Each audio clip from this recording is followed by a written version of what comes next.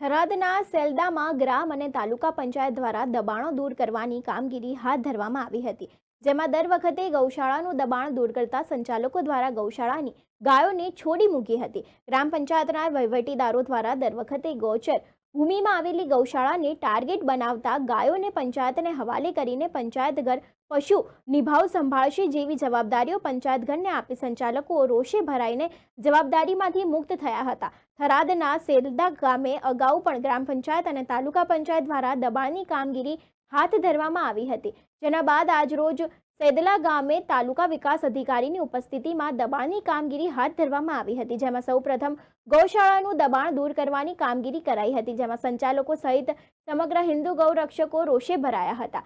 ગ્રામજનોએ જણાવ્યું હતું કે દર વખતે ગૌશાળાનું દબાણ ગ્રામ પંચાયત દ્વારા દૂર કરવામાં આવે છે, જેથી કરીને ગાયોને રાખવી મુશ્કેલ પડે છે. જો કે આવી રીતે દર વર્ષે ગૌશાળાનું દબાણ દૂર કરાય છે, તો હવે પછી ગાયોને ગ્રામ પંચાયત દ્વારા રાખવામાં આવશે, જેથી કરીને ગ્રામ પંચાયતને પણ ધ્યાનમાં આવે.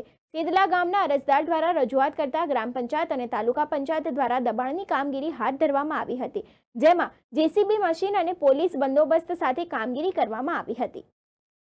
સેટલાની ગાયો અત્યારે ભીખુટી પડી છે. પંચાયત દ્વારા દબાણ લાવી ગાયોને વાડ ભાગી નાખી છે. ચાલી વખતે 140 ગાયોનો વહીવટ ગ્રામજનો કરી રહ્યા હતા. દાન દ્વારા એનું ચલણ કરી હતા. અત્યારે મોટી જીસીબી દ્વારા લાવી વાડ ભાગી નાખી છે.